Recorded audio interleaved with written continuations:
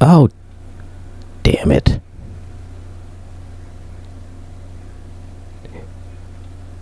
In my haste to get us connected live, I forgot to update the stream info. So now it's showing last week's information instead of this week's. So give me just a second. Have to change that up real quick. Ugh. And it quickly become one of our show gimmicks. Right. Scrambling in the beginning. What's happening here? What in the hell? Let's see here. Do not disturb on that. All right. Now that's here.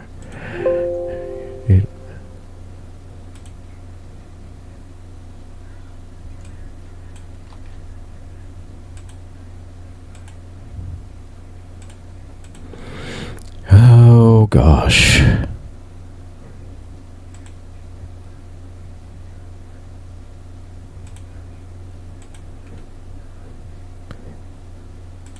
This is, you are correct. This is our shtick. This is our bread and butter. It's just not having just our shit together just right at time. But you know what? The world's most incompetent nerds.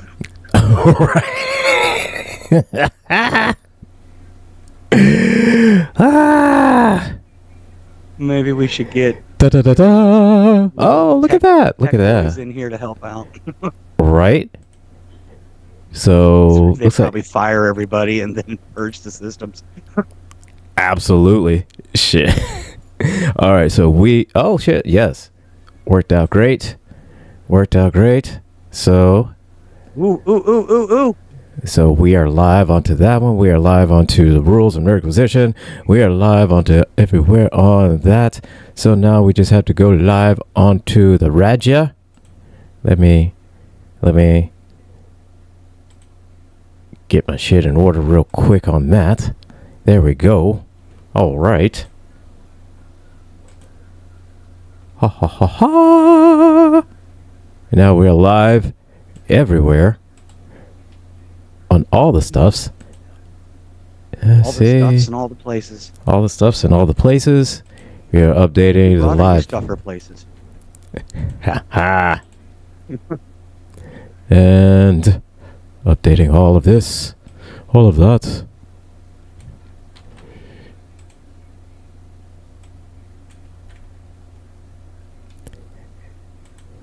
And, and I think that's what makes us so endearing to our audience, is that just because, we never start on time, and they see just they get on the ADHD train all alongside with us, Yeah.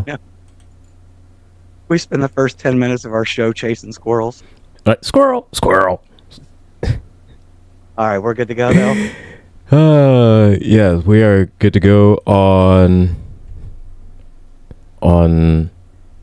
everywhere. Well, on YouTube's and everything like that, but not on TikTok just yet. I'm getting TikTok squared away, but yeah, go ahead. We just go ahead and start. TikTok can catch up. TikTok can catch up. I would say it's the time. It's actually almost 10 minutes past the time, because that's what we do. We start late. We scramble. We shuffle around. We don't know what in the hell we're doing. But this is the Rules of Nerdquisition. I am Gretchen. This is Gilbert, and we are back yet for another episode. I'm kind of excited about today's topic, even if I'm not so excited about the episode itself. Today's episode is Friday's Child. Yeah. It's interesting. Yeah. It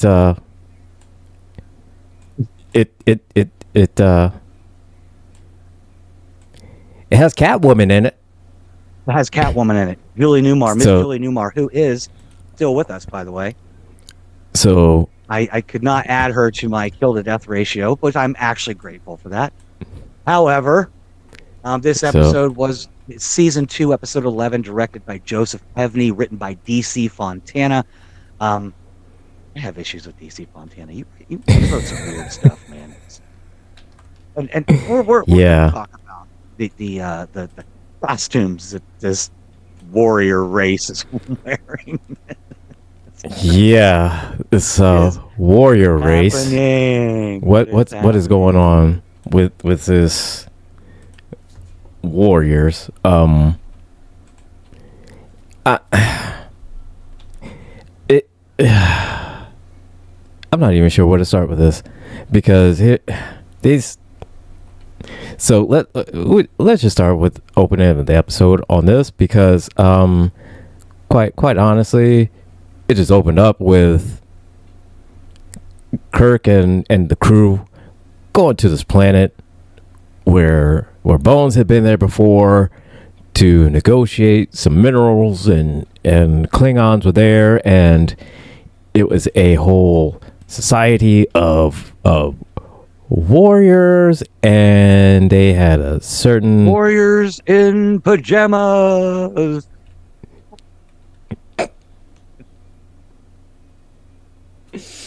they were So the Enterprise crew, we get to this planet, right? They're beaming down. They want a contract for some mining rights and stuff. And lo and behold, right. there's a Klingon there. Krass, the Klingon emissary, is there. And I don't know why. Kirk, are you not training your people very well? The dude's just like a Klingon, and then It's like just Klingon. whips his gun, whips his phaser out, and of course the Capellans they kill him for brandishing weapons because that was a big no-no. Wasn't that like something they talked about before they got there? Like, Oh yeah, don't show that aggression. if you show aggression, then they will take that as a sign of war, and they will act accordingly.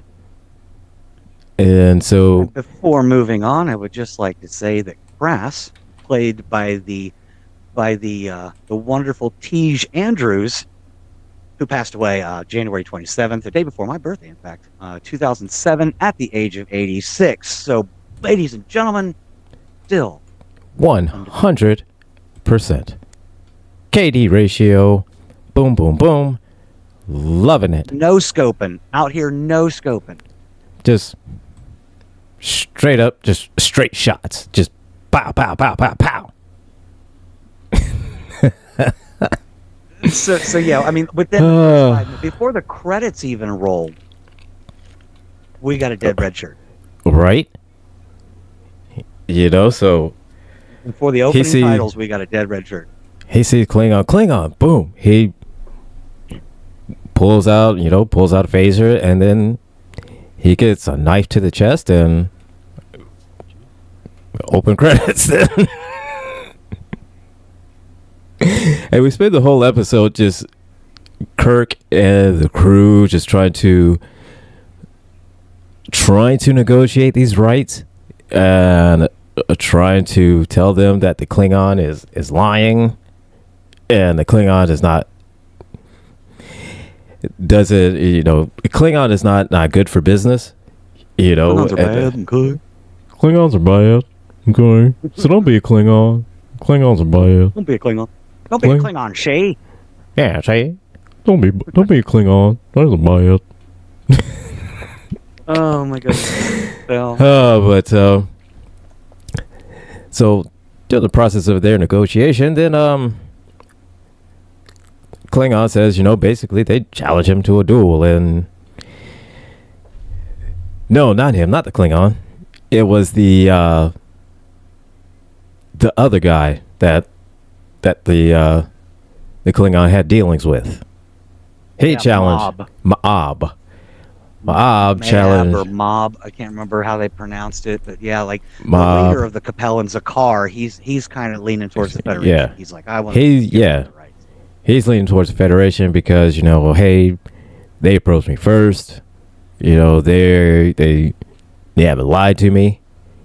And what they saying is like, hey, we're gonna keep all of our stuff. They just they're just trying to make a deal.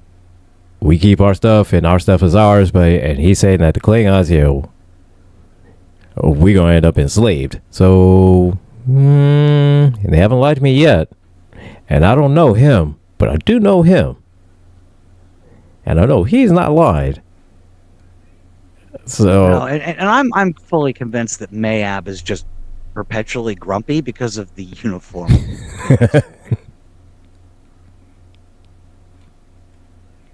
Come on. he's looking like I'm supposed to be a warrior. Why am I looking like I'm getting ready to go to bed?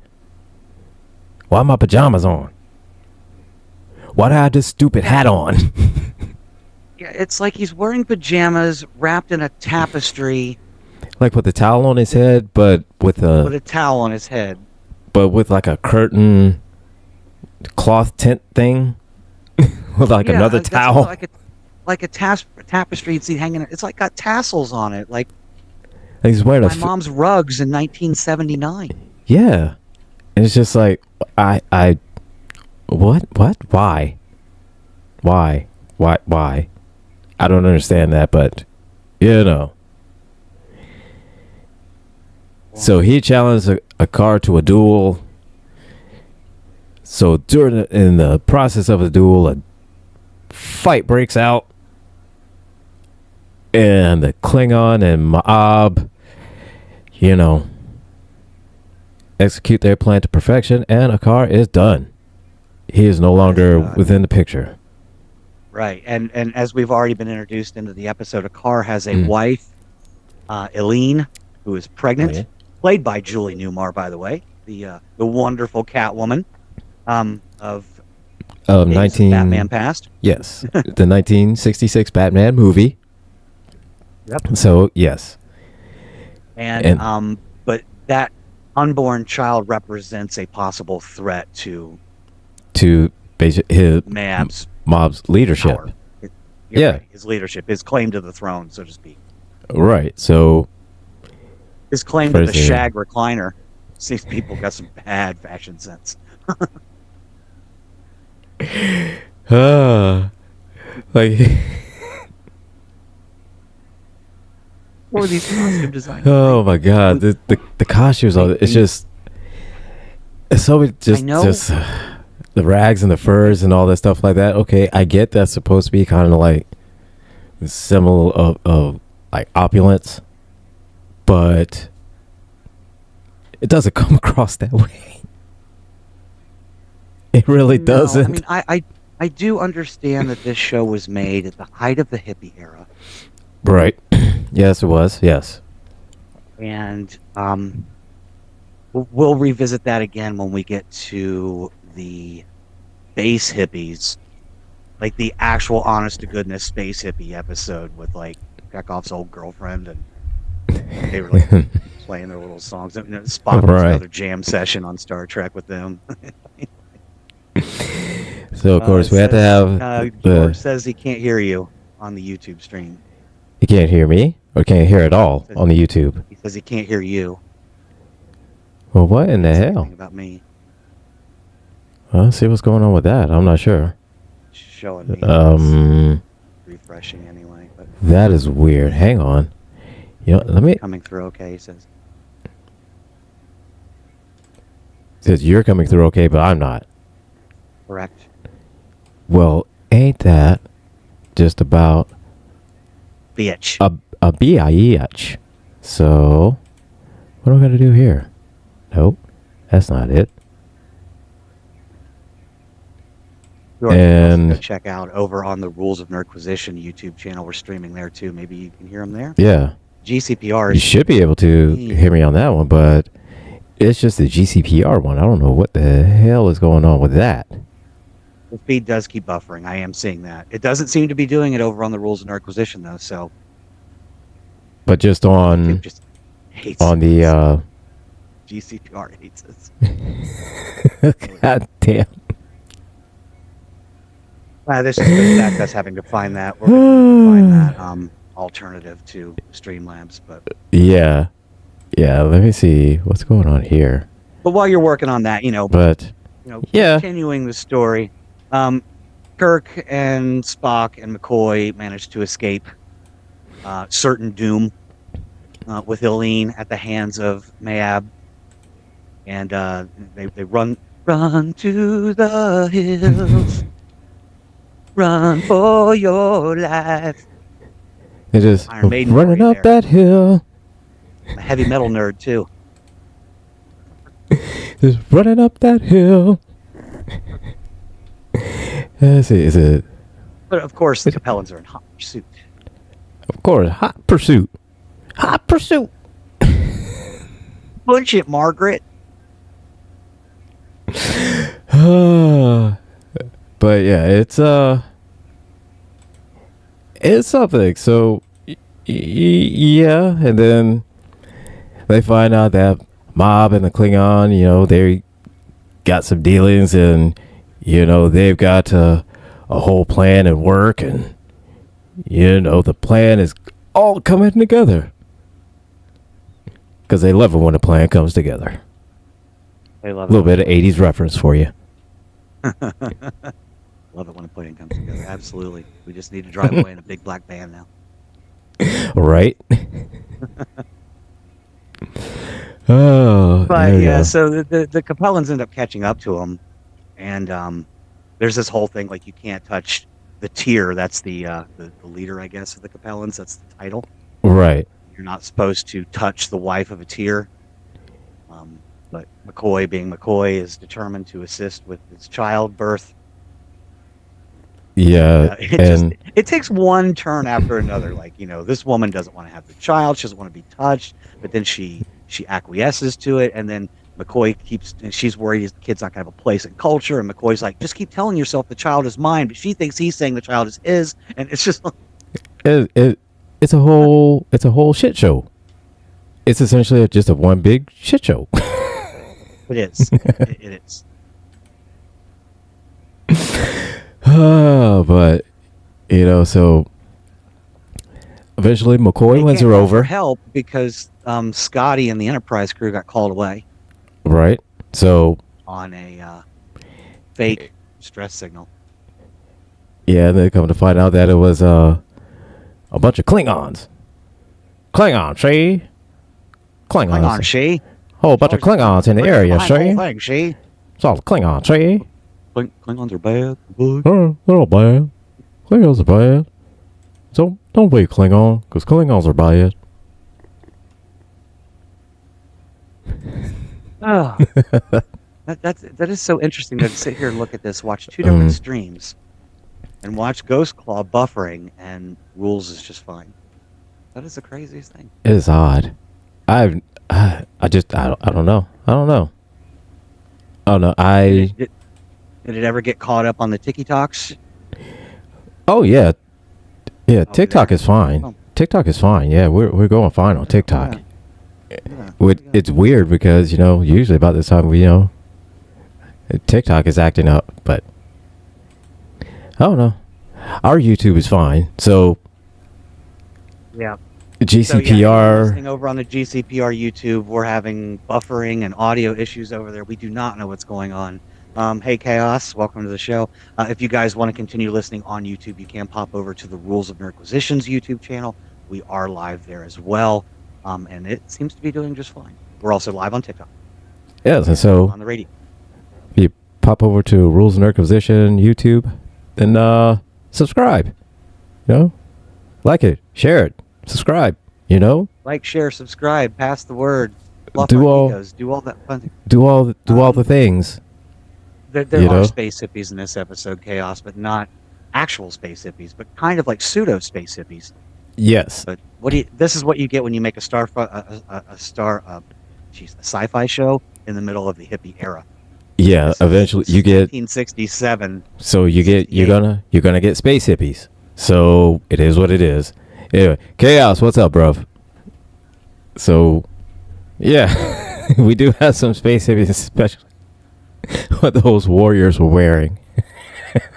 Yeah, it's something else. It's something else. But the Capellans, Helene ends up escaping from Kirk and crew. Yes. And runs back to the Capellans and tries to tell them that she killed all of them. They don't have to keep looking for them. They could just move along. But it seems that I guess they had a plan, because when she dipped out and she ran, I guess they followed her and proceeded to set some kind of trap, or they worked out a trap, and they basically got the drop on everybody. Because they found the terrain with the path that they were walking through, and saw that essentially a loud enough vibration would be able to kind of drop rocks on top of everybody. So that's what they did. They were dropping rocks on everybody, making it rain. Said just make it rain, and that's what they did. They made it rain rocks on all of them. Mm-hmm. And shooting arrows, shooting rocks, phasers going. Chaos is everywhere. Well, not you chaos, but the other kind of chaos.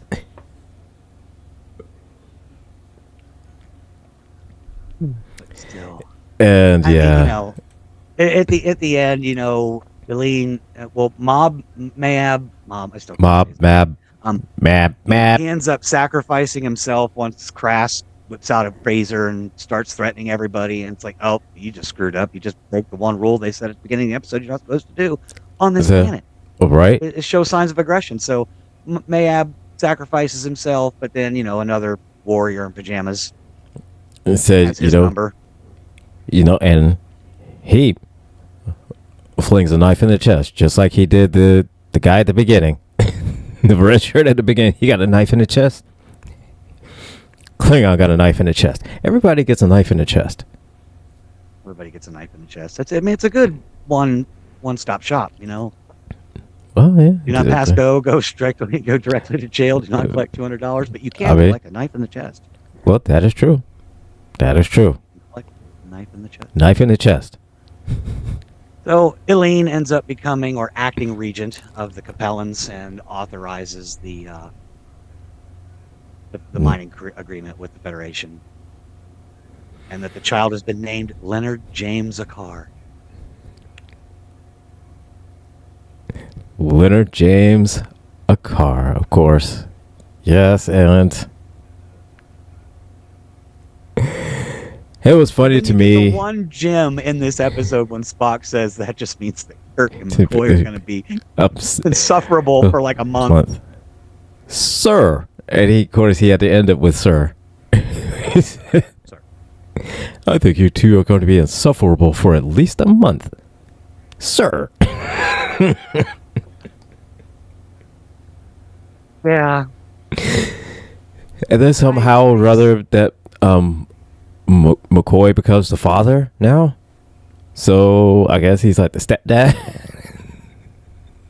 We're into that whole Superman thing. The son becomes the father becomes the son, the daughter becomes the regent, the cousin becomes the captain of the Enterprise. But a whole bunch of stuff. The crazy uncle's the doctor, but hey, it is what it is. It is what it is. Yeah. So I understand what DC Fontana was trying to do with this episode. As a woman who's a writer, wanted to make an episode with a strong female character, and certainly Julie Newmar was capable of carrying that out. And she wanted this character to not have children or not want children, and that's fine. Girl, the set designers didn't work with you on this one. There's something about it. It was just the costumers. They were like, watch this. So it'd be funny. Okay, so they call them warriors, right? So we're gonna have them wear funny hats, but it's gonna have a towel on the end of it. And you know what? It should have tassels. It's gonna have tassels. It's gonna have tassels because why? Definitely. Tassels are a symbol of the warrior. Right, the more tassels you have. Color scheme, like Mayab is wearing black. His right hand man is wearing orange and pink. There's like there's no real here? Right. There's no kind of a way of denoting whose rank is what, like it's just exactly. Is this guy a guard or is he next in line for the throne? You know, is he the king? You know, you just don't know. You don't know. But I'll say one of the funniest things was, for me, was of course when they first get there and they're settled in, and Kirk and Spock and who else? Kirk, Spock, and McCoy were sitting in their tent, and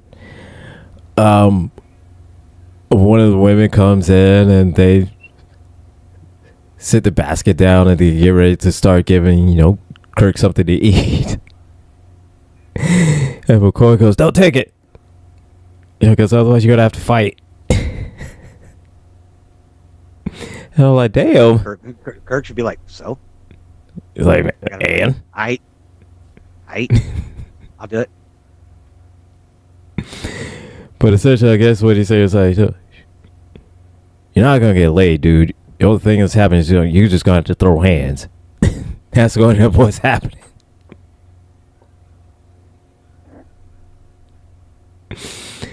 Oh man, this Star is Trek, the original series really excels, I think, on with stories, as I've said before, where they beam down to these planets that look like they have like their stage sets, right? The weird music in the background, the mystical sound effects and stuff like that. That's where it really excels. This, Yeah. Again, I see what DC Fontana was trying to do, but this wasn't it. This wasn't it, girl. I'm sorry, it wasn't it. Said no, and George like, coochie coochie coo, Captain.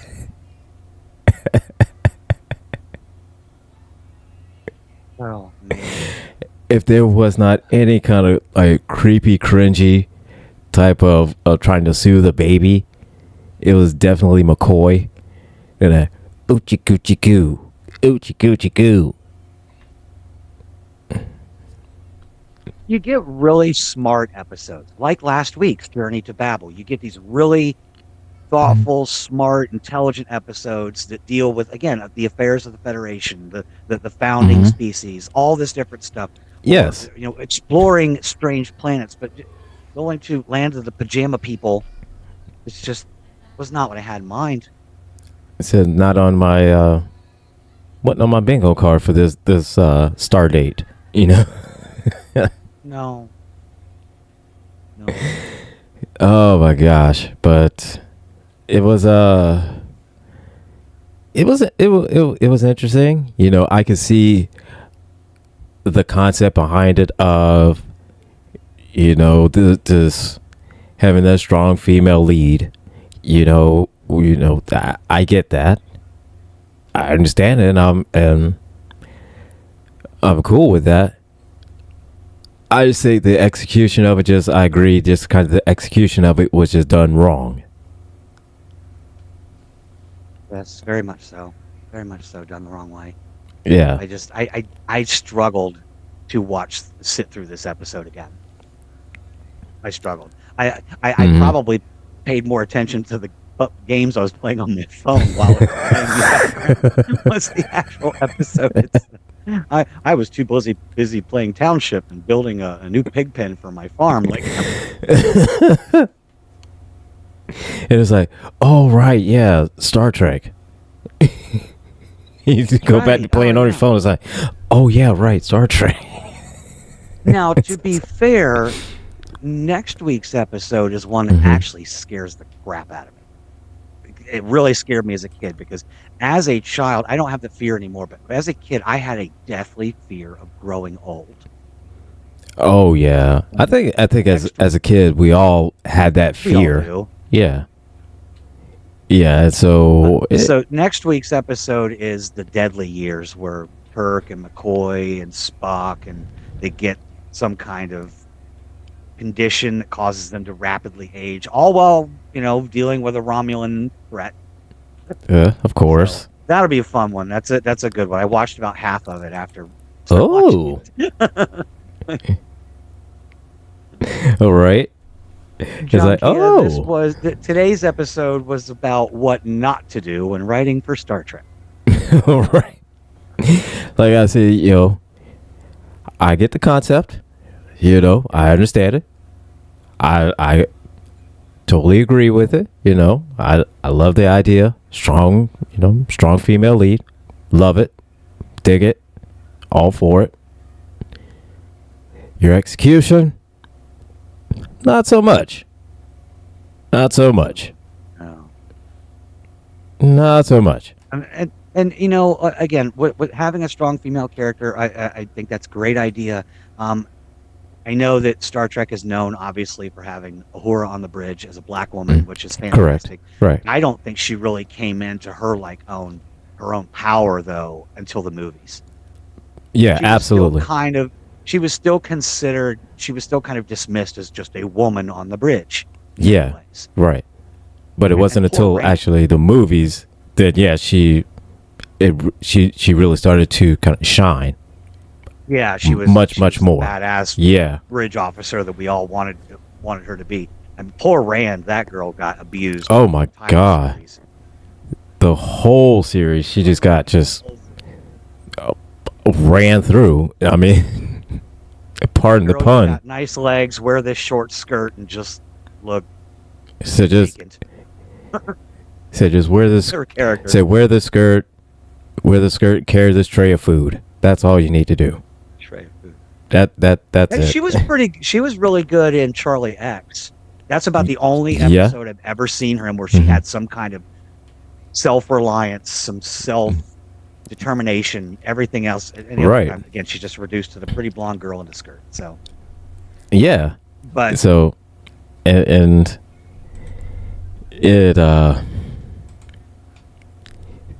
Yeoman Rand, she just got she got treated horribly, just every which way she just got treated badly. I mean, and then with Kirk oogling every cute yeoman or so literally any and everything. Can you sign my Etch-a-Sketch, please, sir? It's like, yeah, I'll sign it.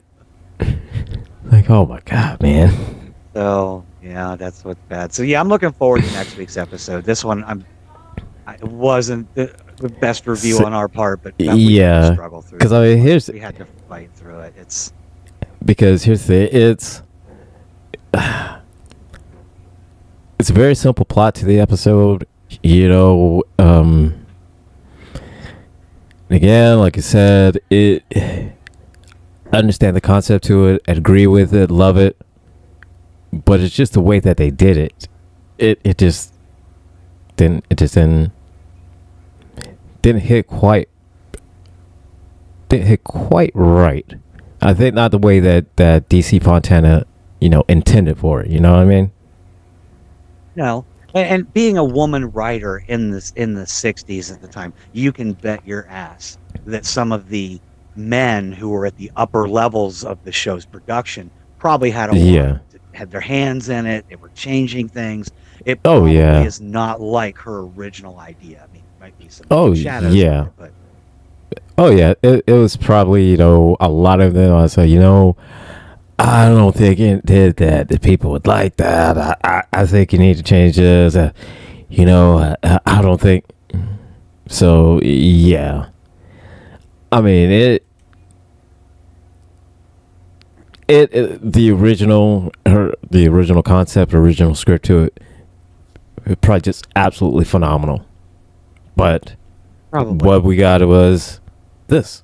So yeah, he probably wanted. She's like, okay. Here we got these Capellans, right? And they're like a warrior race, kind of like the Klingons. I want to give them like armor, and we're going to hire because they did hire all these like big dudes to play the Capellans, all very tall. Because they were very large individuals. Stacked dudes, and they bring them in, and she's like, I want them to wear armor, and it's like ceremonial battle stuff. And one of the producers is probably like, yeah, we can't afford that, but the Wizard of Oz has some leftover costumes from the Land of Oz from the end of the movie. We could just put them in that. How about that? It was like, we got some colored stuff. So we got some bed sheets too. I mean, we got some bed sheets for all the crew we don't pay that has to sleep on the floor in the back of the studio. Right. Excuse me. That brings that episode to a grateful end. And So, vampirist. So yeah, Kirk liked anything that walked. Yes, absolutely. And, And yes, Zio, what's first up, man? on-screen interracial kiss did. We will get to that. I don't believe that's this season, but No, I think that is I think it's next season season. 3. Yeah, I believe so. Double check here though. Where are we at? Just going down. So next week's the Deadly Years. We still get. I still can't wait to do that episode. Piece of the action, she. Oh, I'm waiting on that one. It's only a few weeks away. I know. Weeks away, yeah. So no, yeah, that one, and that's the one with the like the Greek people with the mind powers that can make the crew do what they want them to do. Plato's Stepchildren. That is season 3, episode 10. So that's good halfway through next season. All right. We'll get to that. We'll get to that. We were kind of talking about what today's topic would be post episode review. I saw a meme on on Facebook. It had 2 pictures on it. The first one was the Star Trek crew from The Next Generation. Right. They're standing on the bridge, and the caption is, "This is the future we wanted." Yes. Bottom picture is a picture of Elon Musk wearing a Nazi uniform and says, "This is the future we got." But my brain automatically imposed the Empire over that from Star Wars. So kind of a, same thing. Star Wars is cool and all. I like Star Wars, but I mean, I don't know that during the height of the Empire, it would be a great thing to live in that universe. No, I don't believe so. I mean, we see, I think they went a little bit in depth in it. Lucasfilms and Disney kind of went, like I said, with shows like Obi-Wan, Andor. I think now with I keep calling it Goonies in Space. I can't remember the name of it, but Skeleton Crew. What a perfect descriptor though for Skeleton Crew. It's Goonies in Space. Goonies in Space. Yes. Goonies in Space. And so it just kind of gives you, a little bit more background of what actually is like with, the average citizen, with the Empire and rule, as the ruling, Andor was great for that. Like, I know how oppressive and horrible it would be to live, in a prison too. He was in a prison there for a short time. And so I mean, we see kind of background, stuff like that on how Empire rule affects just the normal, regular schmegular everyday person. Whether they be, living on Coruscant to all the way out to the Outer Rim. Yeah. So I just altered that meme in my head. We wanted space socialism. What we got is space fascism. And, not even space capitalism, just straight into it. Straight up fascism. Yes. And for all of my, for all of my love of Darth Vader and stuff, he's fictional. He's not real. If he was real, I would probably hate him. Because I mean, but at least he'd still look cool. Our villains don't even look cool, right?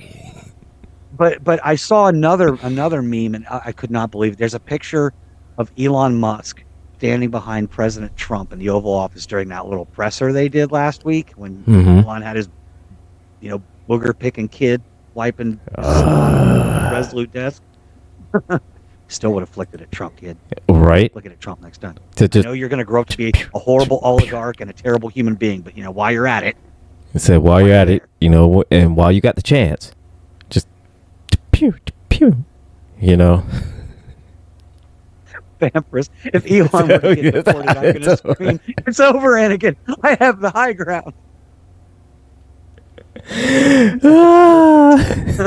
That's hilarious. That's absolutely perfect. But this picture, so Elon is standing behind Trump while Trump is talking, and Elon's kind of got his head down and his arms folded over his chest, and it almost perfect reenactment of Darth Maul standing behind the Emperor. Yes. in the little transmission at the beginning of the Phantom Menace when he's like, "Not for their shit." Maul comes up and does the thing. So it's just like, I was like, "Oh my god!" But these two look like idiots. right. Darth Sidious and Maul look cool. Y'all are rich. Can't you go get like 3 hours of prosthetic makeup on and make it look cool at least? I mean, something.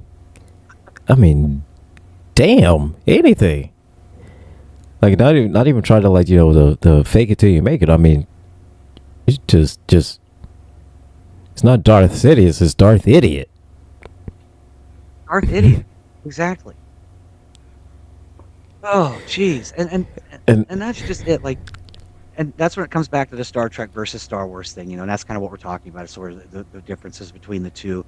I will always say that I love both franchises. Star Trek, hands down, is my favorite. It's my earliest memories of introduction to sci-fi is with Star Trek, watching it with my dad as a kid. And it's just that again, that's it. Aside from a few episodes throughout the various series of Star Trek, very seldom are there issues where there's some kind of conspiracy or something on Earth. I know we had that one episode with the little slugs that tried to take over Starfleet, stuff like that, but Earth is largely doing just fine. It's not like Kirk and crew or Picard and crew and them are getting messages every other day saying, "Oh, there was a riot here in France or social unrest." That's all things of the past. Yeah, absolutely. Disease, suffering, starvation.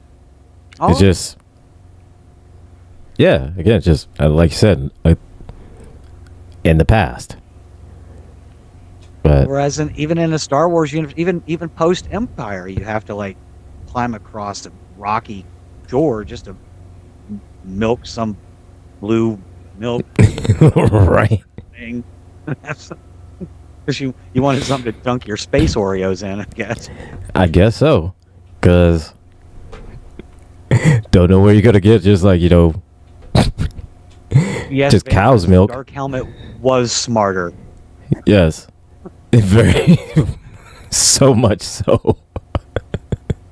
If I so much as, I mean, literally, as fast as Trump and Elon are doing what they're doing, they're this kind of shock and awe campaign to throw everybody back on their heels. The Democrats can't do anything, but really it's just all smoke and mirrors to hide the fact that they're about to extend those $4 trillion tax cuts that's only going to benefit the 1%. I mean, might as well just, I mean, Elon should have just got on TV and been like, ludicrous speed. No, I might as well, because I mean, that's exactly what we're heading at. So just for no reason, other than just one dude wants to make more money than he actually needs. Well, and we think about it too. It's like, and that's where the fantasy aspect comes into it, because I think realistically, the rebellion didn't really have a chance. They were outgunned, outsupplied, outmanned. To a point, just literally out everything. Out everything. Yeah. And we live in a world here where, I mean, like, we have, I get all those people that are like, I like the Second Amendment because I got to stand up against a tyrannical government. That's a fantasy. That's impossible. Yeah. So, and I think a lot of times with a lot of people, they overestimate themselves and underestimate the government. Yes. You've seen that skit, I'm sure, that comedian who's talking about the annual military versus the Second Amendment supporters showdown. He's like, how confident are you? Friggin' a million. Yeah, exactly. Dude, it's like cheap body armor from Surplus World, and it's got an AR-15 with a 30-round mag. But whereas like Staff Sergeant Andy Baker said, I don't know if this is fair or not, but I got a drone. Predator drone. Predator. Are we starting now? Said, I mean, okay. All right. There's this button here. They're all standing in a group. Oh, okay. They're all standing right there, and now they're all dead. And they're gone. So And I mean, I have to be obviously, when it comes to movies and franchises and fantasy and stuff, why did that happen? The answer is simple: because it's in the script. That's why it happened. that's why, yes. So, But I'm fully convinced that I mean, if the stormtroopers had any kind of real training and were, could actually hit a target, the Empire would have steamrolled the rebellion in such a in spectacular fashion. Now there's a while back, I saw something where it said like the stormtroopers were that they were actually told and directed and specifically told to miss on certain things and certain people, because Vader would use his battle sense, and knowing that in order at the end of what his end goal was that he would need this person, he would need these group of people alive in order to do something that only they could do, that he couldn't do, in order to get to the goal that he needed to. So there was a theory, kind of a conspiracy theory going around about that, saying that they weren't out to try to actually kill anybody. They were just out to kind of direct them into where they wanted them to go. So I don't know about that. I would buy into that conspiracy theory if it weren't for the fact that Dave Filoni and Jon Favreau made a joke of it in The Mandalorian, where the two biker scouts are trying to shoot that thing and neither one of them can hit it. They can't hit it. Neither one of them can hit it. I mean, really just made the whole thing a joke, mockery, and I'm just like, oh my god! Geez, really? It was funny. I mean, props to you two for throwing that in. That was hilarious. They can ride these bikes at super high speeds, and right. Aside from the Return of the Jedi, when they're racing through the forest, I mean, they're also battling other people, But they were able to ride those things around indoor fairly efficiently without crashing into things just accidentally, but yet they can't hit a target that's unmoving on the ground 10 feet away. Yeah. I don't know. It's the only reason the Rebels won, because it could hit them. No, you could have it was the same thing for the Cobra troops in G.I. Joe.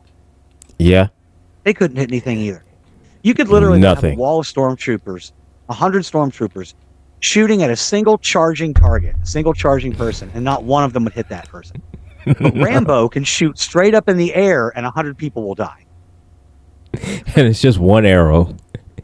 One arrow. So one arrow, one plain, regular, schmegular arrow. Nothing fancy about it. No. He's got some Yondu powers there, right? Right. He just shoots it up, and then all of a sudden, it lands in a barrel, and it just goes boom. Oh gosh! So that's what you call 80s magic, right there. That's 80s magic. That's the magic of Hollywood. It's so wonderful and awe-inspiring. Not anymore. We see right through it. We do see right through it. Yep, absolutely. Yeah. So we've got space Nazis, and it got me thinking. I've just been kind of rolling this over my head over and over, because I was watching some news stories and reading some other stuff. You've got Hakeem Jeffries out there basically just giving up on TV, like, I have no leverage, I can't do nothing. Oh, they're the bad guys, I got no leverage. Mm-hmm. And I don't think that, again, the difference between fantasy and reality, if everyone in the country just sat down like a little kid does when they don't want to do something, like, I don't want to go, and just sit down on the floor and not even move. If everybody in the country did that, at least the majority of us, not the MAGAs aren't going to do that, but we could literally shut everything down.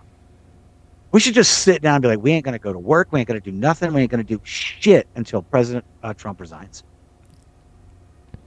Rule over these ashes, motherfucker. Swear jar. Swear jar. Swear jar. Swear jar. Good thing I haven't set up yet.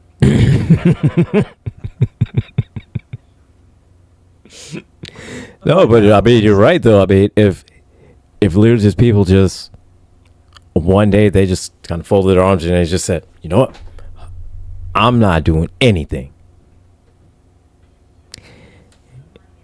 You know, see how long they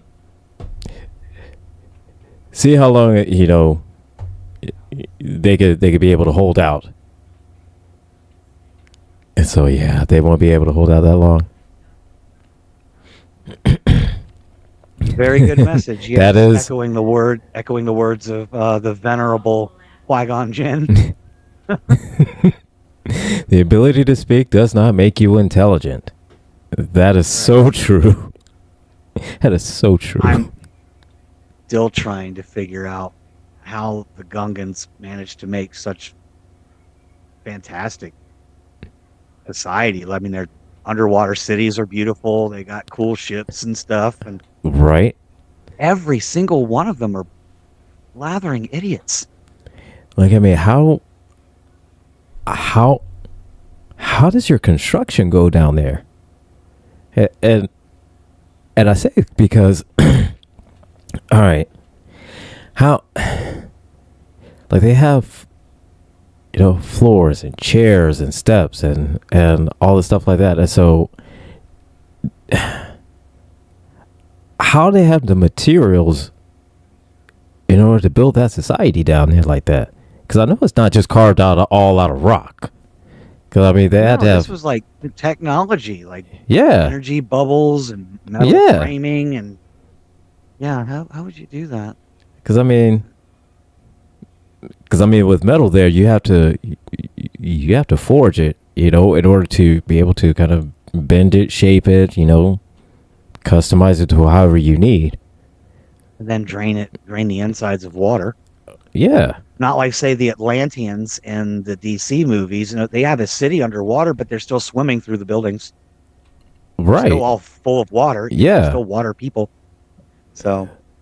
But it's like, inside these bubbles, it is, air, oxygen, whatnot. So, how? How are they able to construct something that beautiful and elaborate and be just absolute morons? Be absolute morons. And to me, I mean, I'm not an engineer, I'm not a construction specialist or anything like that, or an architect or anything, but I being a somewhat logical individual, I would see, it seems to me that something like that would have to be built above the surface and then submerged afterwards. Yeah.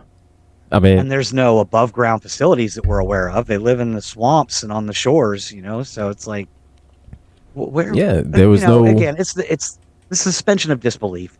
You just have to assume they did it somehow. But my suspension of disbelief runs into a wall when I see it. I mean, Boss Nass is an idiot. Jar Jar's an idiot. That other general, the one that, like, they're bouncing the bombs around in the big fight at the end. Like, you're an idiot. Yes, they're all just idiots, and I just don't understand how. They're all idiots. How are you able to? How are you able to have a functional society and just be this stupid? I don't get it. I don't get it. But it is almost 4 o'clock, so I'm going to reset the show. This is the Rules of All right. Nerdquisition. We are broadcasting live on gcpr.live and also streaming to our YouTube channel at the Rules of Nerdquisition. We are kind of maybe sort of on the GCPR YouTube channel. It's been buffering, having audio issues. It does not like us. And we're also broadcasting on TikTok, and podcast format be available on Spotify and Apple Podcasts sometime later today. I got to catch up on some episodes to get us logged in. We were talking Friday's Child with Star Trek. We're not going to revisit that again because we didn't care for it that much. Like, I mean, it was an episode, and it was there, and it was made. And it cannot be undone. That is correct. much like the Enterprise series, it's there, and it happened, and it was done. Now we're just kind of doing sort of a potluck discussion, generalize the Star Wars future, or past, if you look. It just mainly kind of like correlating it with, of course, Future of Star Trek. The future of Star Trek versus Star Wars, kind of how it ties in with society, the whole nine. Yes, we're having a nerdy slash intellectual slash slightly political slash everything discussion. So I love the Orville. I love that show. Love it. I am a bad nerd. I have never seen it. Oh, it is such a great show. Where is it streaming? Last I saw, it was on Hulu, but I believe it is Hulu. Is moved off of Hulu since then. Disney Plus. I believe so. Google isn't lying to me. I can watch it on Disney Plus. I'll sit down and watch it because I'm at this moment. I'm all Star Trek out. Well, that's not true. I have to watch Lower Decks. I haven't watched Lower Decks yet, and I've been wanting to get to that one. I'll probably do that during work. Yeah, next but week. So there's 5 seasons of that one. Mm-hmm. Yeah, but see, the thing with Orville, it's like Star Trek. It's almost like a parody, sort of. But here's the thing: where I heard it started as a parody, but then kind of got serious. Yeah, that's what my dad said. Yeah, he's watched it. It's kind of like a parody, in the sense of, it just kind of finds the humor in like Star Trek. Sort of like Lower Decks, where it finds the humor in certain situations. Mm-hmm. But then it uses more science than science fiction. Whereas how, traveling through space, just kind of how different species, how we would interact, stuff like that. And it focuses more on the actual science and physics rather than the fiction part of it. So I said, it's good. It's good. I said, it starts out a little bit, funny, but then, like your dad said, it shifts to where it starts getting a little bit more serious. I will definitely check it out. It's good to have some sci-fi on there. I didn't have access to it before, but now that it's on there, I think something a little lighter, especially after seeing, like, as far as like Star Trek parodies go or homages or whatnot. Mm-hmm. The episode of Black Mirror, the USS Callister, that episode is terrifying. Yes. That episode is terrifying. Yeah. If I remember correctly, because it's been a while since I've seen that, because it was a guy that essentially had like a bunch of people trapped and living out a fantasy of his of being on like a Star Trek parody show. Starship. Yeah, so what does this guy? It's like a bumbling idiot who has no friends. No one likes him. He's kind of unpopular in real life. And somehow he takes DNA or copies of people in the real world and then creates them in this fantasy world that he's built. But they're also real. They're self-aware. That's right. Yeah. So they're not the actual person, but they are self-aware, which makes it just as terrifying because they think that they are that person. Yeah. When we see even, and they want to, and they're trying to get away from the guy because they know, because again, like you said, they're self-aware. But he's got complete control over this program, this alternate reality, this virtual reality that he's created. So he's thinking that they're thinking they're trapped inside. Yeah. And not realizing is that yeah. And he's sadistic and cruel and tortures these people, mentally abuses them, emotionally abuses them. It's just that's a terrifying situation. That is absolutely terrifying. And in that guy's perspective, he probably thought he wasn't doing anything wrong. because it's just a program. Ugh, what's the matter if Yeah, you in his know? mind, they're not real people. Yeah, they're not real people. They're just ones and zeros. So how's it bad? What's better? What what I say to her? Because it's just a one and a zero. Whatever matter I say to him, because it's just a zero and a one. So That is a very good analogy, Vampirus. It is a modern day Twilight Zone, the whole show, because yes, it is absolutely. very much monster of the week formula. Every episode is a different story, different people, different characters, none related to the one before or after. So I don't know if they've done any two-parters before. I've not seen all of them, but No, they the ones haven't. I have watched, Mhm. they haven't. I didn't think so. I thought they were all individual standalone stories. So. Said no, I've But not. yeah, No, not. I haven't seen one that carries on into another episode or anything that kind of is a spin-off or anything like that. But man, Black Mirror has some absolutely terrifying episodes. I think the only reason it's a Netflix show, isn't it? Yes.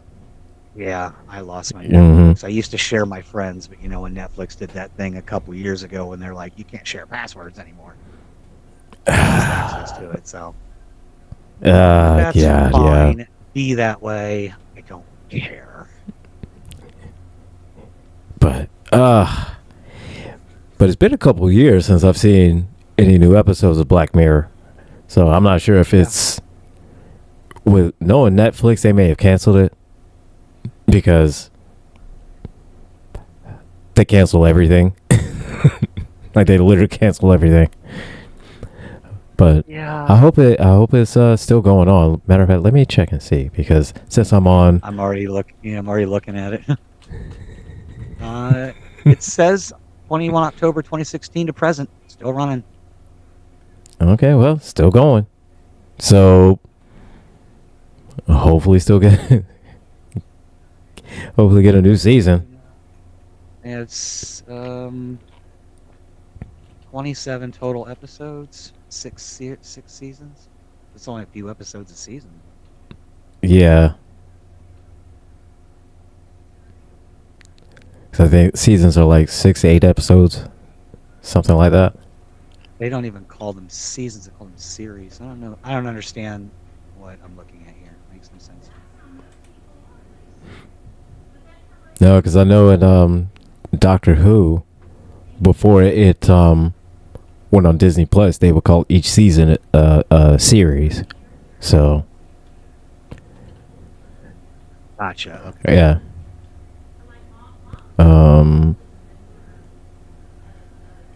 But yeah, Black Mirror, yeah, absolutely vampirous. It's like Idiocracy because it holds it's a mirror to society. And matter of fact, there was one episode. I'm trying to remember it offhand because it's been a couple years since I've seen it, and my memory ain't like what it used to be. Are we gonna go back to the honorary blonde again? We've named Gilbert an yes. honorary blonde. I've been dubbed an honorary blonde because of my memory. Anyways, so this particular one, what in the hell do you want, little girl? We have a visitor, ladies and gentlemen. Oh my gosh. A little fuzzy four-legged visitor, if I'm correct. A little four-legged terrorist that wants to go outside. Four-legged terrorist. Go ahead and let your puppy outside. I can man the wheel until you get back. All right, give it just a second. We're still talking about. I don't understand how this whole Black Mirror thing is working here, but it got me thinking about longest running television shows. Oh, And why I'm surprised. I'm not surprised that The Simpsons is number one at 782 episodes. well, I'll be back and we'll talk about that. Okay. Intervention, ladies and gentlemen.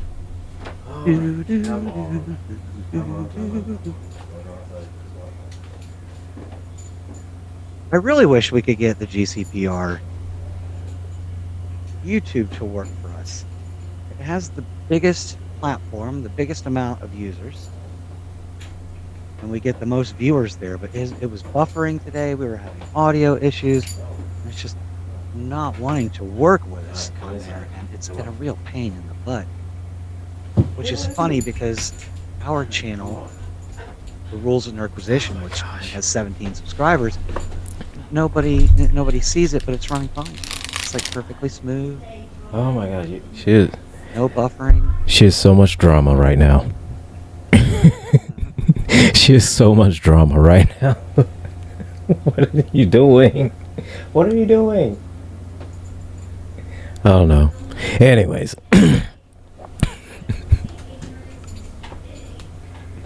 So there was an episode on Black Mirror where it was all it became a whole society of social media, and essentially your whole status and everything like that was all determined by how many likes you got on different posts, or how many views you got, or just like little stuff like that, right? Mm-hmm. And of course there were the group of people that were not on social media at all, and they were all considered the outcasts, and and you would see them, and whenever you see, they would flip the picture of, if you are on social media, you had the likes and shares and blah blah blah, all the other accolades and everything like that. You had the money, you had the style, you had the perfect life, and all this other shit like that, right? But if you're not on social media, then you're dirty. You work well, the one person, well, she drove a truck. She was a truck driver, and she didn't comb her hair. She didn't have the Gucci bags and like the Prada and all this shit like that, right? And so because she wasn't on social media, she didn't really care about any of that stuff like that. And so the whole society was just determined on your likes, your shares, and the whole story focused around this one girl that was trying so desperately to basically become a viral sensation, but just kept failing until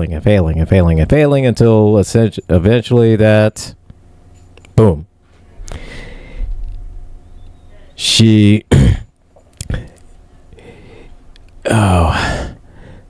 to eventually, she burned every bridge, and people didn't like her, and then she got no likes, shares, or anything like that, and then trying to determine and figure out how to live outside of social media. And yeah, it sounds like I know they touched on a lot of different. Mm-hmm. I can't remember all the ones I watched. It was really kind of,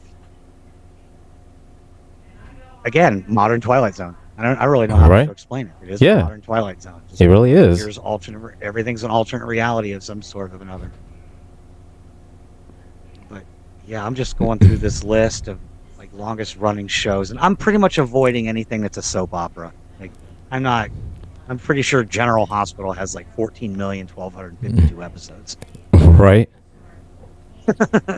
So thing like that. Because I'm pretty sure General Hospital has been on long before I've been born. I think our lives as the world. Are any of these soap operas even still around? Not that I care, but the only one I ever watched was, as a kid, one summer home from school, I watched Another World for a summer. And that one was always kind of weird. It had like some mystical stuff in it. And it was...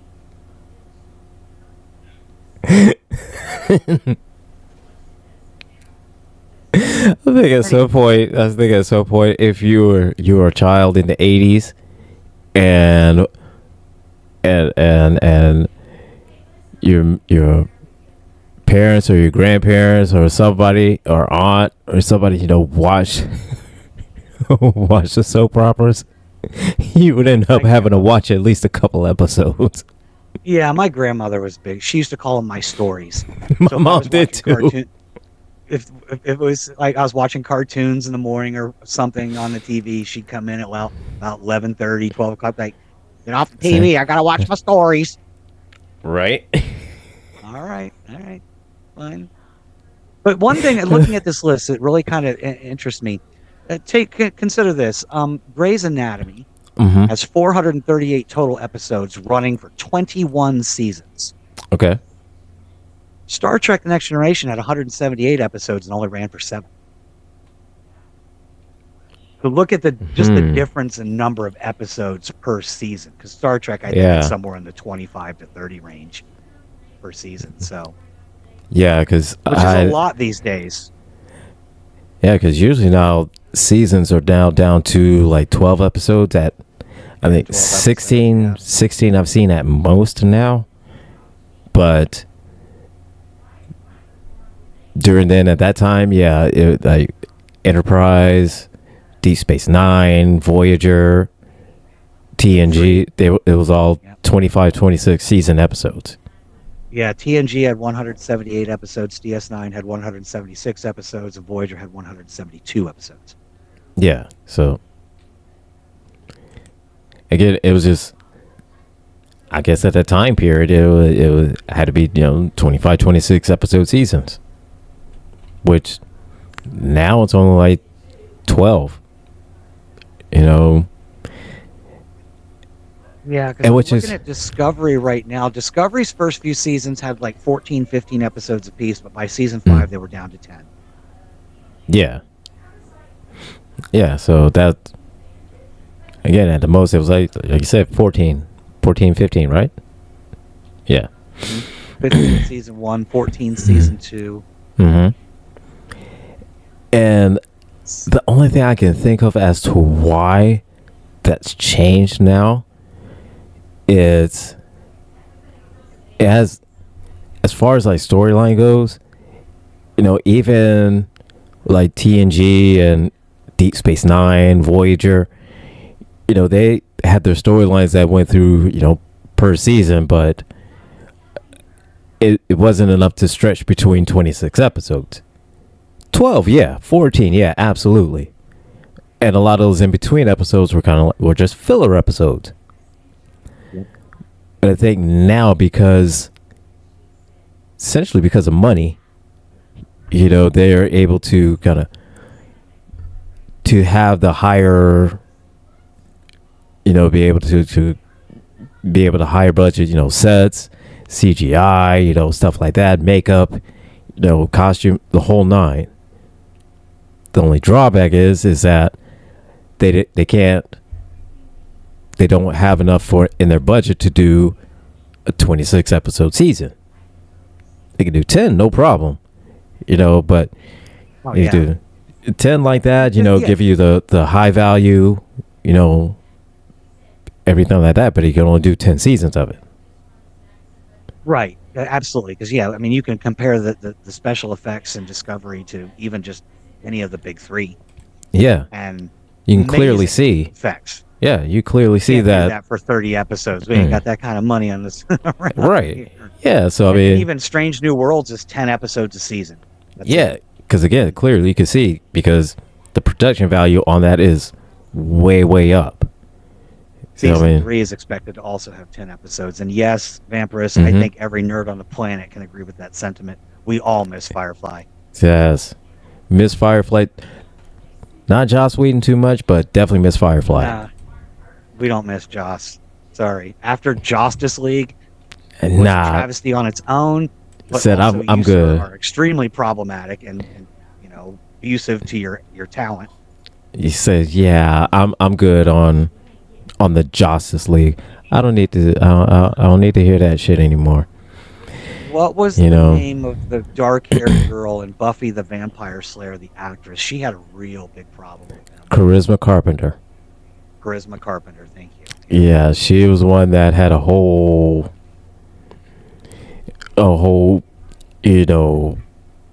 traumatizing thing, dealing with Joss Whedon. And just how he treated her and the whole night, it was... There's a lot of shit she went through.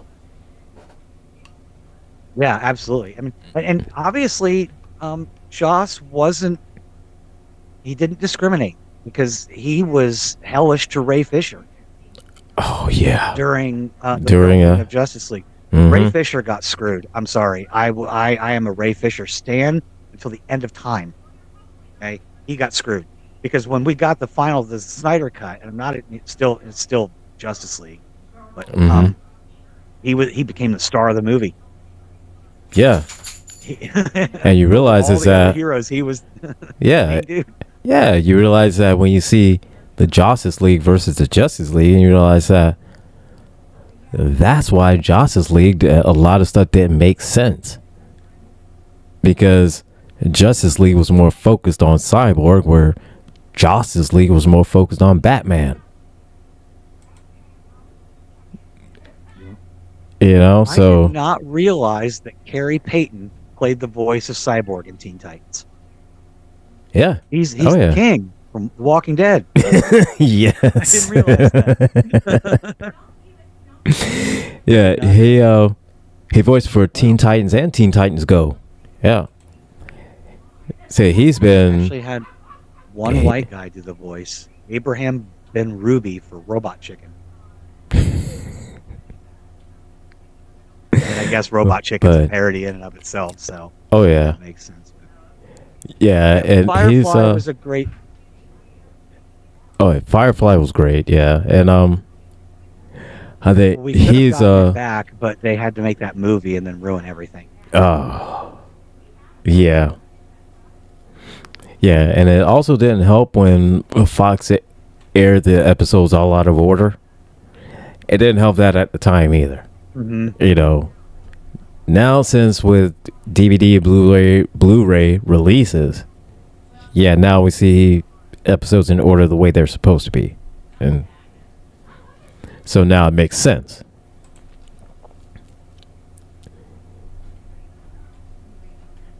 And I I don't know. yeah. We're kind of in a golden era, back to the Star Trek, Star Wars thing. I mean, Mm-hmm. depends on how you look at it, I guess, because I mean, there's always going to be the detractors out there.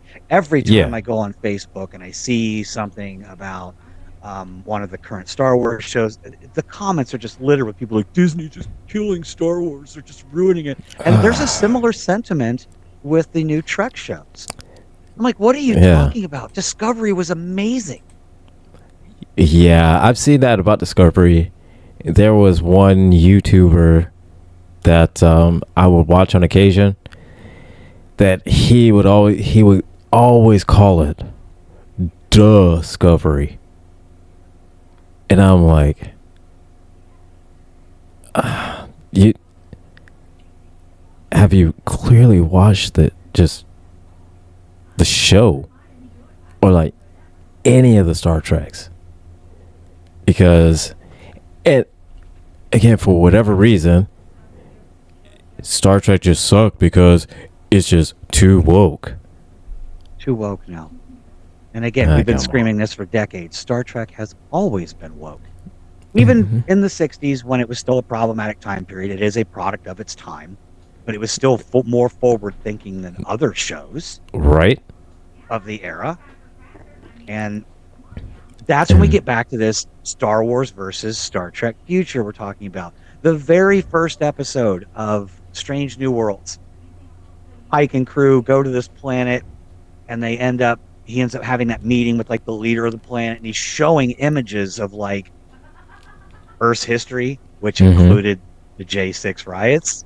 They showed Right? it, and oh my god, MAGA folk got all up in their Of feels course. about it. Yeah. I'm like, Because why don't you want a shiny, happy future? Why don't you want that for everybody? Why? yeah, I don't get that. Because you see clearly in every iteration of Star Trek.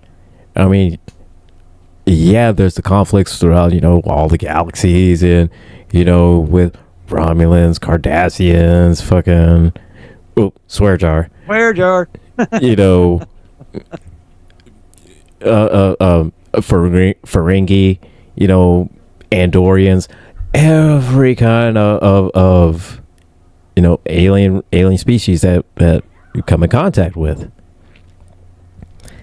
But as far as Earth and Federation on Earth, you see, and everything is clean, everything is bright, everything looks, it's nice, and the weather is nice, and even at the worst parts of the world that they show, it's still a lot cleaner and nicer and better than it looks now. So I agree. Why wouldn't you not want that? Why'd you want something else that only favors one person and everything else just looks like completely just like hammered shit? Except for this one person, he's living like a king. Right. And I know that these topics will be explored more fully, We're not typically a political type show here. It just was something that popped up. Obviously, we'll cover these things on the Villain's View. Just for the record, the Kennedy Effect with Jeff Kennedy comes back today at 6 p.m. Eastern time. He will run until the villains get their time in the light. But and we'll cover those more there. But I mean, it's just very important. Maybe they have this idea that like the Star Wars universe, even with the Empire, is still a little bit more lawless. You could just jump in a freighter and just fly away and go wherever you wanted to go and do whatever you wanted to do, kind of thing. But there's no hope, which is why they had to name one of the movies A New Hope, because they had to bring hope back to people in a galaxy that had none. Right? Yeah. Because I just that's the thing that baffles me the most. I'm not the nicest person in the world. I can be a little bit of a bitch from time to time, but I don't understand the reckless hate that just people seem to want to fling at each other. And on the other side of that coin, them saying like, "Oh, I love watching what's happening. The dismantling of the government. They're going to save us all this money." You're not getting any of that money back. Yeah, I mean, you're not going to see a penny of it. But I don't understand that. I would say that both Leia and Luke were the New Hope. That was sort of the metaphor there.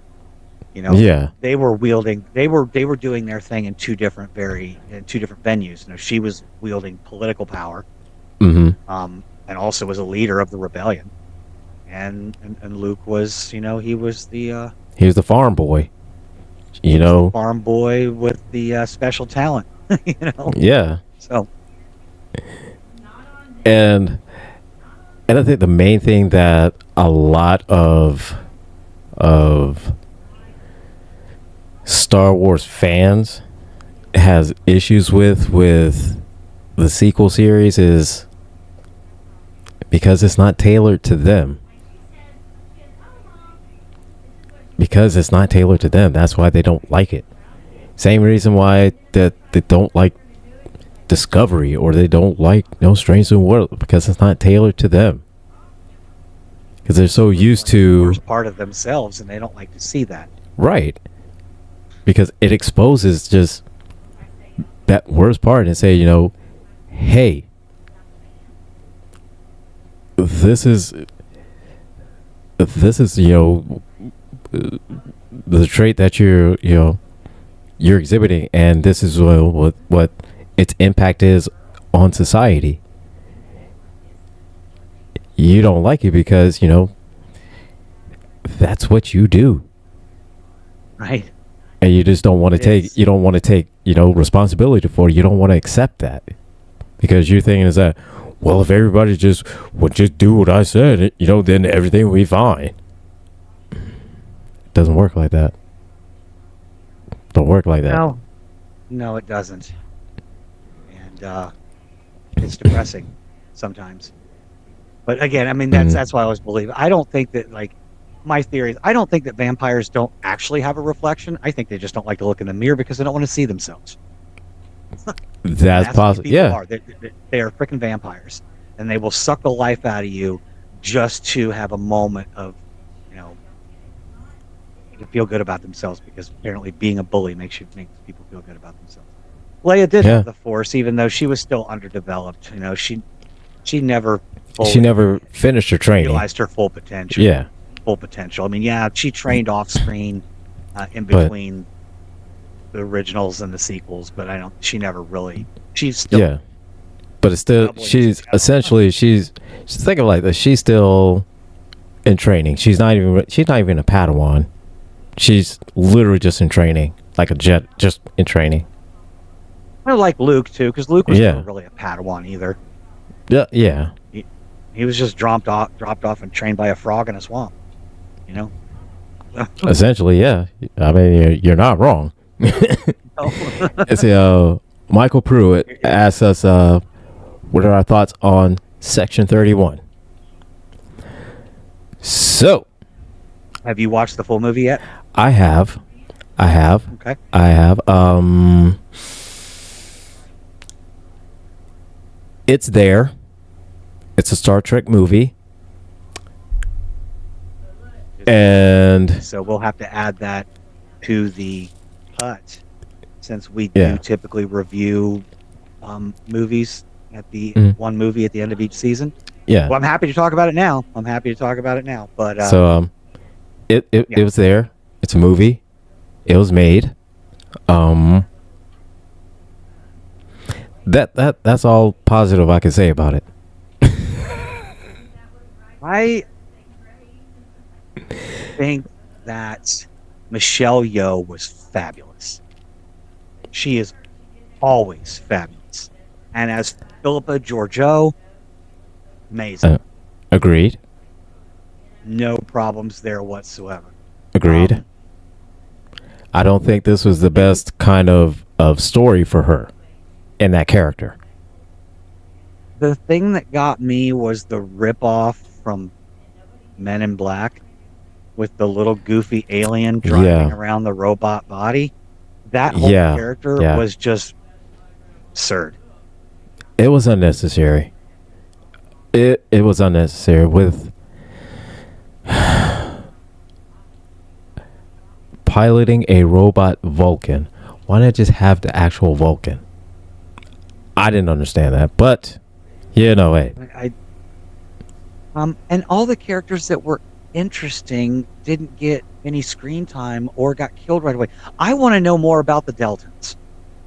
I was like, cool, there's a Deltan in this episode, or in this movie, and she was dead within like 15 minutes of the movie starting. Like, I mean, not even know, something, anything, Give us a clue just about Deltans or just her or such something in general, but I honestly will say that Michelle Yeoh, this was not the best story for Philippa Georgiou. Or at least not the way that they present it. It just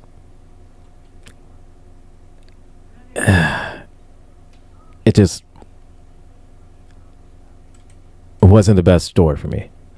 I didn't like it. I didn't either. Now, I didn't like it.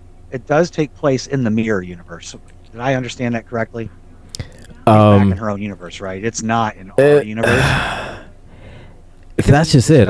She goes back home. That's just it. I'm not sure, because the way that they say that, because it never really says that the timeline in it is during Discovery, where they're in the future or in the past. It doesn't really kind of, to me, it didn't say whether or not if it was in the mirror universe or in a different universe or in the same universe with Michael Burnham. It never really kind of explain that to me. It may have been in the mirror universe because we did see at the end of one of the season of Discovery, or one episode of Discovery, where she had to go back to the mirror universe because it was It is, being it is in the mirror universe. I did just confirm. So the movie takes place in the mirror universe. I was okay. asking that because if for those who are a little bit diligent and see things, did you notice that in this movie there was very briefly one of those half black, half white aliens from the movie or from Yes. Charon Yes. in the movie?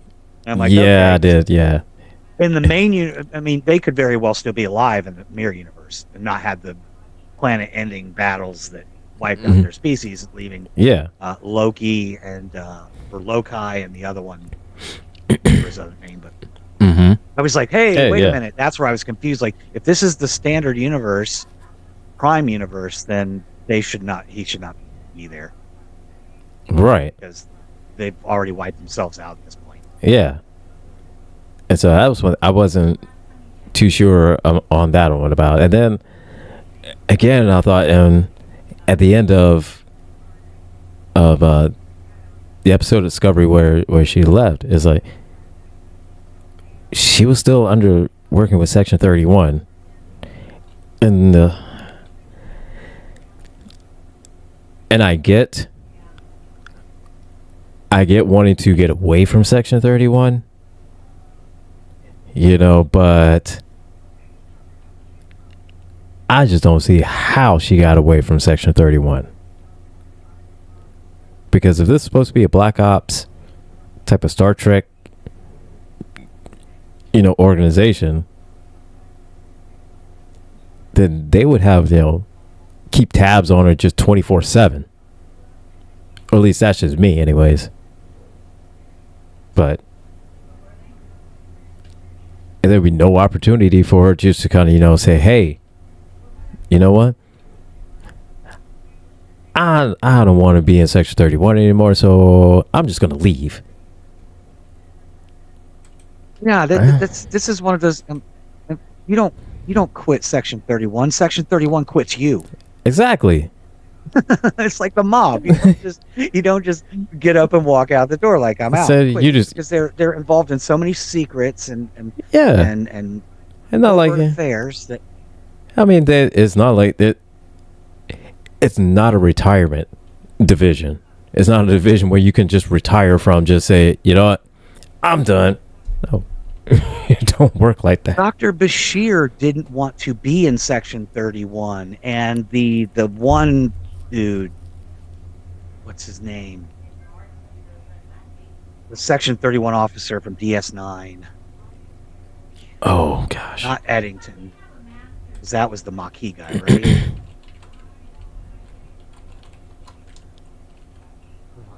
Let's see. No, not. See.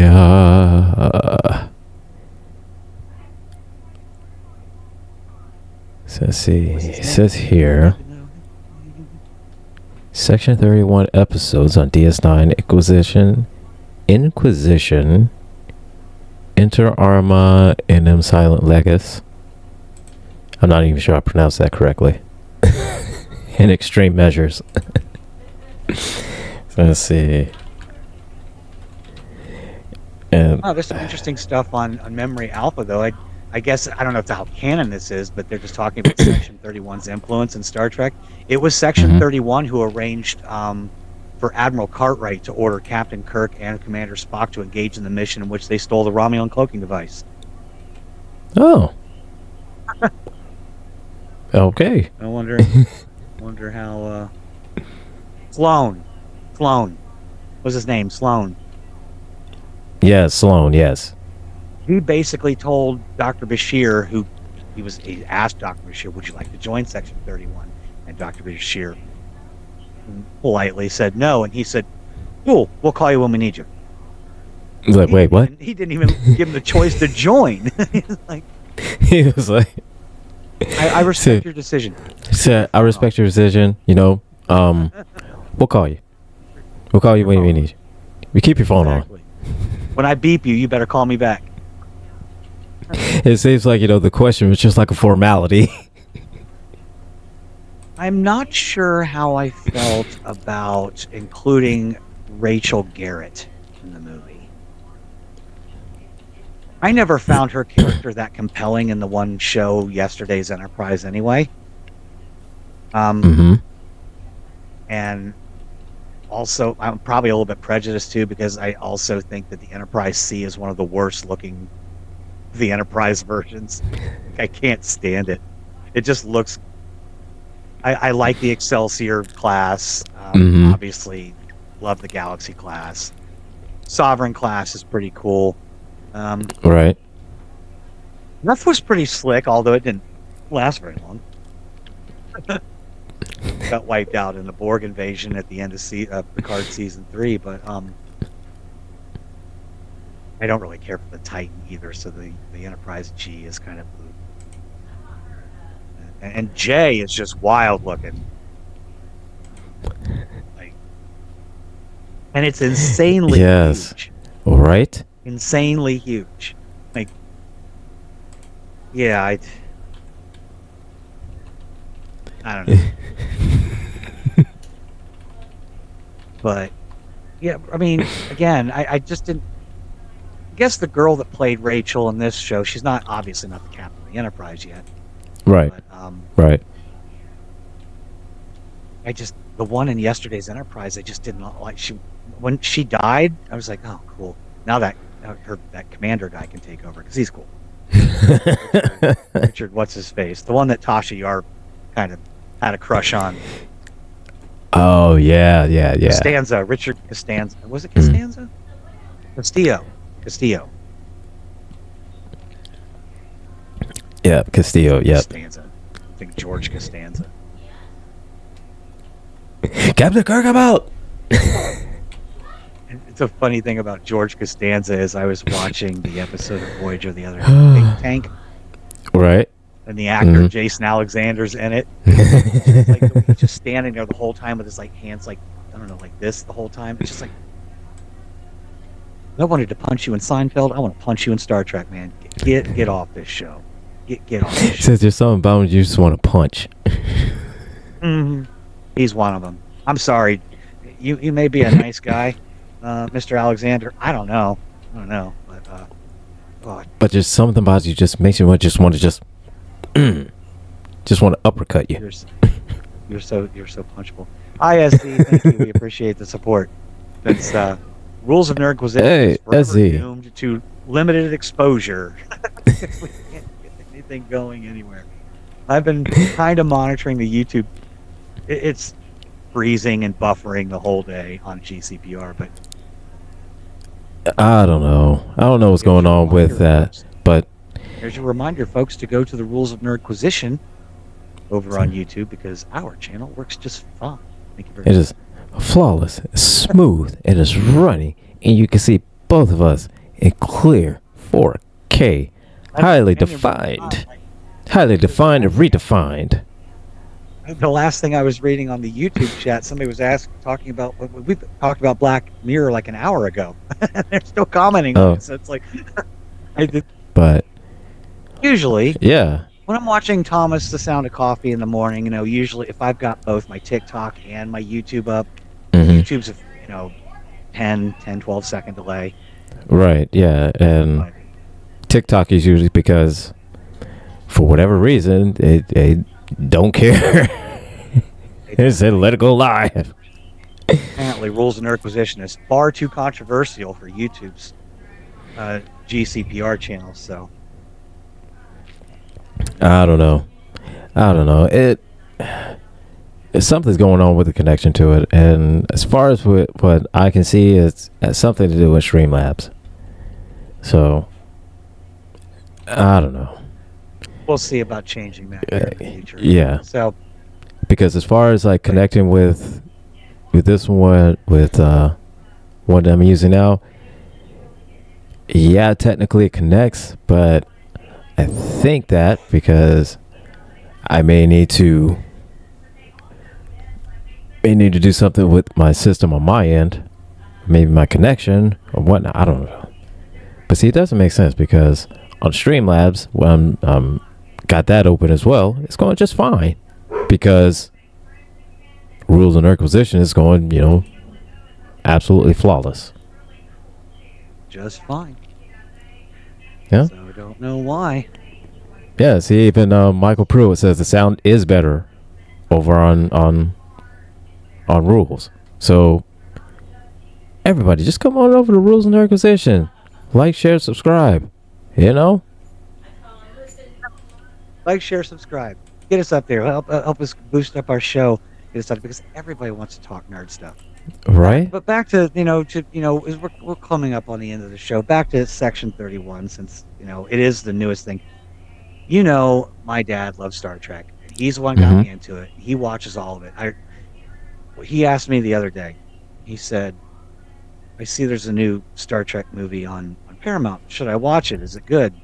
That is the only time I have ever said to him, "You could probably pass on it. Be all right. Go watch Discovery, Mm-hmm. Dad. Go watch Discovery. Definitely watch Discovery. Yes. Definitely watch Discovery." But you can pass on Section 31. It's silly at times. It doesn't explore the parts that were most interesting. Mm-hmm. Michelle Yeoh and the fight scenes are fantastic. She's Of course. a brilliant on-screen martial artist anyway. Absolutely. The rest of it drags and is boring. Yes. My only issues with it, I have two.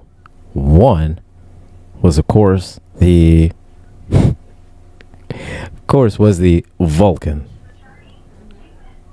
the robot Vulcan. I did not much care for that. Second, was their banter at the end. I don't care for the banter at the end of, oh well, we're this ragtag group of people that and all of a sudden, because of we went through this whole fight and tried to find this item and beat this enemy, we have come together and formed this bond, and so now we're a family. You're in the mirror universe. Everybody sucks. Yes. Why are you trying to bring morality over to the mirror universe on screen? Why? What the producers? What are you thinking? The mirror universe was kind of that playground where you could do whatever you wanted because it wasn't canon. It wasn't Yes. the Prime universe. Right. Just do whatever you wanted. Right. Out of it, a sandbox for Star Trek, and now you're trying to make it more like the Prime universe. Like, Yes. you don't have to do that. Say no. I mean, the whole point of the mirror universe is to kind of explore that option of, hey, what would happen if, without having to kind of rechange and restructure, redirect, change everything about the canon universe. You just say, hey, meanwhile, over in the mirror universe. I don't even like the actor that played the Vulcan robot guy. It was... My issue is that with him as well is that I've never heard a Vulcan with an Australian accent. I mean, that should make sense. Look, I have no problems. I know that there's people out there like, that people lost their ever-loving minds when, oh my God, a black Vulcan on Voyager? Oh my God, yes. They lost their minds. I do want to tell a cool story about that. I now love Tim Russ even more. But different variations in color make sense to me. That doesn't bother me. But Australia is a place unique to Earth. It is a location with a unique environment, a unique location, a unique dialect. There should not be anybody on Vulcan who speaks Australian because there is no Australia in Vulcan. Right? And Michael Pruitt of Australian. Yes, he was of Australian. Oh, jeez, it was terrible. I can't even see his chats over there. My YouTube for GC bar's completely frozen. I can't see anything over there. Anyway, I was watching something the other day. I was like a Voyager retrospective. Tim Russ loved being in Star Trek so much. Mm-hmm. And he'd already had a few minor roles He was on that episode of TNG where they tried to steal something from the Enterprise. Him and some other when Yeah. Picard got trapped on the ship with his saddle. And then Mm-hmm. he would, obviously had a cameo in Star Trek Generations as a bridge officer, tactical officer on the Enterprise B. Mm-hmm. Yep. But he'd had a few roles, and he heard that he might have been consideration for Tuvok. And he had he was really desperate for work. He was not making a lot of money. He didn't know where his next meal was coming from. And he had some offers on the table. But if he took any of these offers, it could have potentially impeded his ability to be Tuvok on the show Voyager. That boy put food and a place to sleep aside and held out in the rare hope that he would get this part. He wanted it so bad. And he nailed it. And he got it. And I was like, that's cool. I mean, that's cool that you wanted the part. I love people, we've said this before, I love actors involved in these series, especially Star Trek, that appreciate their role, that relish the fact that they were in it. Not people like, until Captain or Bill Shatner's later years, he often didn't like to be approached in public. He didn't want to be noted, recognized for it. Yeah. And there's just some people that are like that. It's just don't be like that. No. Don't be like that. No, don't do that. Don't do that. We don't do that here. We don't do that here.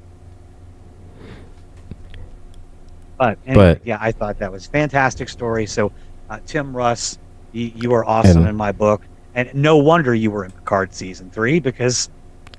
I mean, again, duh. Yes. Yes, please.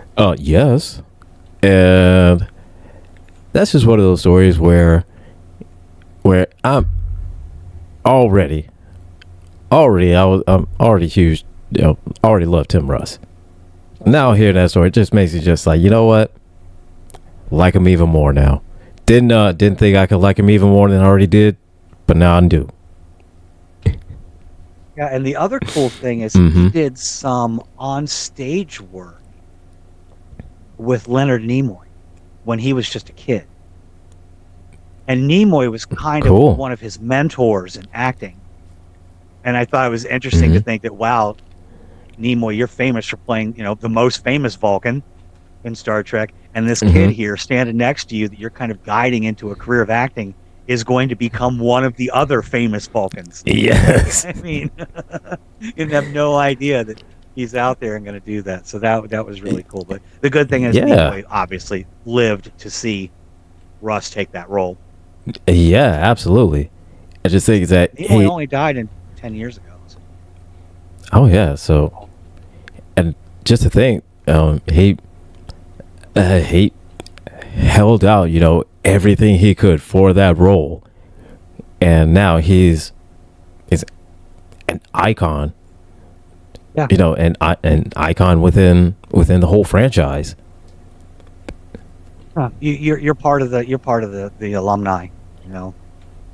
There was if Star Trek was a college and the alumni had a secret club, like the Skulls or something, like at all these different universities. Yes. You go in a room and you would see not just pictures of Nimoy and Shatner and Kelly. You'd see Russ and Mulgrew and right, absolutely, and Frakes and all these people, and you'd be like walking amongst this hallway, this rogues gallery of yes, absolutely. Star Trek badasses. And I will say the one thing that was absolutely one of the most chilling things was in Picard when we see Tuvok, but it's not actually Tuvok. And I was like, when he did that smile, I was like, that was so evil. That was so evil. I was like, oh man. But spoiler alert for all you people, that was actually a changeling, as they did bring them back in Star Trek season 3 or Picard season 3. Picard season 3, yes. And Borg, the changelings, we had everybody on deck. The Federation that day. And the thing is that the changelings are still smarting over the loss of the Dominion War. So yeah, they gave themselves quite a bit of an upgrade. They upgraded themselves when it got to Picard. But they did. But mm-hmm. we'll get some other great people in there going forward. I mean, I think it's awesome that they were in there, and I do like the fact that Chakotay, the actor Robert Beltran, actually chose not to come back. I think he was offered the opportunity to come back for Picard cameo. He actually turned it down, or said he wouldn't have done it anyway, because, and I agree with him on this, the whole relationship between him and Seven in the final episodes of Voyager made no sense whatsoever. Yeah. I didn't. Yeah. And he was like, yeah. He's like, the actor was like, I couldn't even see. But this is a guy who didn't even like Star Trek or sci-fi or anything like that. When he came in for his first reading for Voyager, he was like, what's a Klingon? He didn't even know. and therein lies one of those actors on the other side of that coin, the ones that distance themselves from it. Yeah. He's like, I don't want to come back. And then they're like, oh, hey, let's get Tim on the phone and see if he wants to. And who's knocking at the door? I ain't even dialed his number yet. Oh, hey, Tim, what's up? It's like, right. All I did was press 162.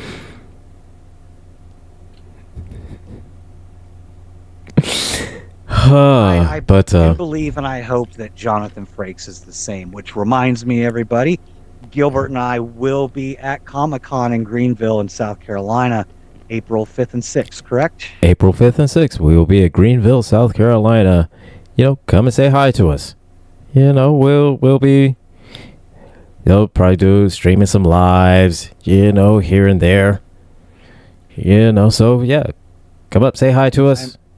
5th and 6th. We'll be there. Seeing how quickly I can do it, I'm thinking maybe I'm going to do some stickers with our logo and our YouTube channel address on there. And we'll just pass them out to people. Hey. So yes, follow us on YouTube. Yes. Because please. Please follow us on YouTube. So we'll post stuff you'll enjoy. We'll pimp ourselves out for you. We'll do anything. We'll do anything for like and share to subscribe. and if you do enjoy our show, and those of you that do watch, you can go to Patreon, the Rules of Nerdquisition. I'm gonna talk to Gilbert after the show here, and we're gonna get some tiers set up there on today. So if you want to help us keep the lights on and the mics blowing and the sound, so we definitely appreciate it. Appreciate that. We definitely would appreciate it. Absolutely. Again, tonight at 6 p.m. Eastern Time, the Kennedy Effect returns on GCPR. They broadcast on hot101.net, I think, and also the GCPR correct YouTube channel and all the other places. He'll tell you that. And then you'll see us again, the Villains, tonight, 9 p.m. Eastern Time. Correct. Flagship show of GCPR, I might add. The flagship show. So, and that's when we can avoid the swear jar. Other than that, next week we're going to be talking the Deadly Years, not Friday's Child. We're done with Friday's Child. Thank goodness it's over. So yes, Friday's Child is now Saturday's gone. Saturday's Nightmare. Anyways, I have nothing else to say. Yes, Friday's Child, Saturday's Nightmare. There's his 3-pointer at the buzzer. Right, absolutely. So nice for the win. I have nothing else to say, so leave you your final comments and send us home. So yeah, and I don't have much to say either. We did the baby episode. We did the Nightmare Child, and it was cool, I guess. Anyways, now we know why Catwoman never had children.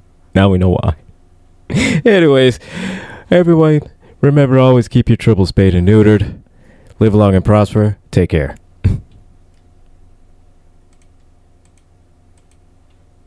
Recording